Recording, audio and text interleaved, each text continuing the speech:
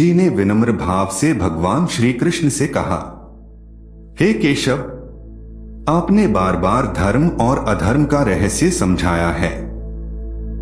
आज मैं यह जानना चाहता हूं कि यमलोक का मार्ग कैसा होता है और पापी प्राणी उस मार्ग से किस प्रकार गुजरते हैं। कृपा कर विस्तार से बताइए। श्री भगवान गंभीर होकर बोले, हे गरुड़, यह विषय अत्यंत भयावह है। मेरा भक्त होकर भी जब तुम इसे सुनोगे तो तुम्हारा हृदय कांप उठेगा। फिर भी लोक कल्याण के लिए मैं इसका वर्णन करता हूं। ध्यान से सुनो। भगवान बोले, जिस मार्ग से पापी जीव यमलोक की ओर जाते हैं वहां न वृक्षों की छाया है, न विश्राम का कोई स्थान। उस मार्ग में न अन्न है न जल। अत्यंत प्यास और भूख से व्याकुल जीव जब आगे बढ़ता है तो वहां 12 सूर्य एक साथ तपते हुए दिखाई देते हैं, जैसे प्रलय का समय आ गया हो। कभी वह जीव बर्फ जैसी ठंडी हवाओं से कांपता है तो कभी जलते अंगारों पर चलता है।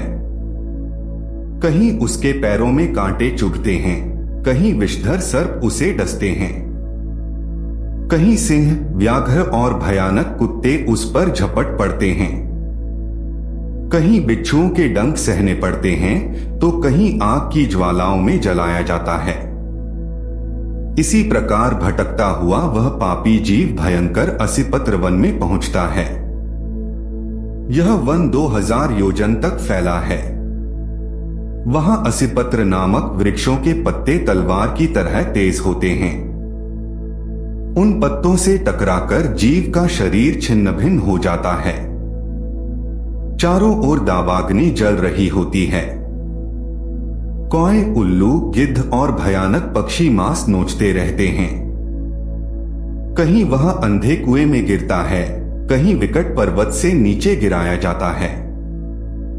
कहीं छुरों की धार पर चलना पड़ता है तो कहीं लोहे की कीलों पर। कहीं घोर अंधकार है जहां कुछ दिखाई नहीं देता। कहीं उबलते जल में गिराया जाता है तो कहीं जलते कीचड़ में। भगवान बोले, हे गरुड़, यममार्ग के बीचों बीच एक अत्यंत उग्र नदी बहती है जिसे वैतरणी कहा जाता है। उसका नाम सुनते ही भय उत्पन्न हो जाता है। वह 100 योजन चौड़ी है। उसमें जल नहीं बल्कि मवाद, रक्त और पीप बहता है। उसके किनारे हड्डियों के ढेर लगे रहते हैं। वह नदी मगर, घड़ियाल, जोंक, मांसभक्षी मछलियों और भयानक कीड़ों से भरी है। जैसे ही कोई पापी उसमें गिरता है, नदी कड़ाह में खौलते घी की तरह उबलने लगती है। सुई के समान मुख वाले कीड़े उसके शरीर में घुस जाते हैं।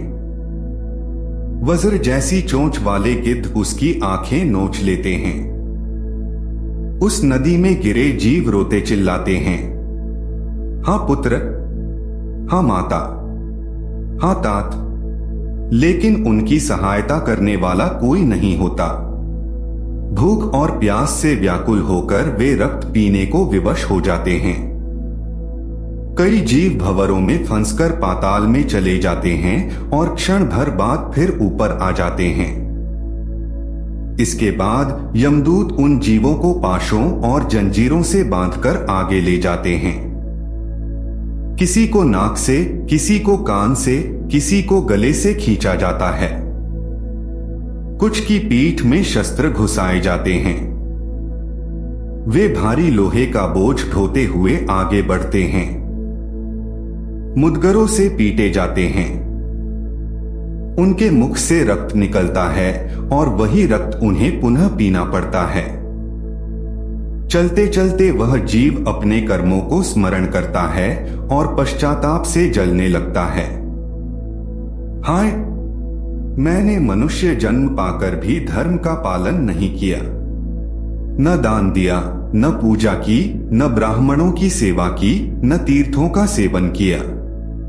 आज उसी का फल भोग रहा हूं। स्त्री जीव विलाप करती है, मैंने पति धर्म का पालन नहीं किया, गुरुजनों का सम्मान नहीं किया। आज इस दुख का कारण मैं स्वयं हूं। इसी प्रकार 17 दिनों तक अकेला चलता हुआ वह प्रेत 18वें दिन सौम्यपुर पहुंचता है। वहां कुछ समय विश्राम दिया जाता है। वह अपने पुत्र, पत्नी और धन का स्मरण करता है। तब यमदूत कहते हैं, धन कहाँ है? पुत्र कहाँ है? यहां केवल कर्म ही साथ आता है। इसके बाद क्रमशः वह सौर्यपुर, नगेंद्र भवन, गंधर्वपुर, शैलागम, क्रौंचपुर, क्रूरपुर, चित्रभवन, बहवापतपुर, दुखतपुर, नानाक्रंदपुर, सुतप्त भवन, रौद्रपुर, पयोवर्षणपुर और शीताड्यपुर से होकर गुजरता है। हर नगर में वह अपने बंधुओं द्वारा दिए गए पिंडदान से कुछ क्षणों का सहारा पाता है। वर्ष के अंत में वह बहुभीतिपुर पहुंचता है, जहां वह अपना स्थूल शरीर त्याग देता है और अंगुष्ठ मात्र के सूक्ष्म शरीर में यमदूतों के साथ यमपुर की ओर ले जाया जाता है। श्री भगवान ने कहा, हे गरुड़, जिन लोगों ने मरणकालिक दान, पिंडदान और धर्माचरण नहीं किया, उन्हें यही भयानक मार्ग तय करना पड़ता है। इसलिए हे पक्षीराज, मनुष्य को चाहिए कि जीवन रहते धर्म, दया और दान का पालन करे।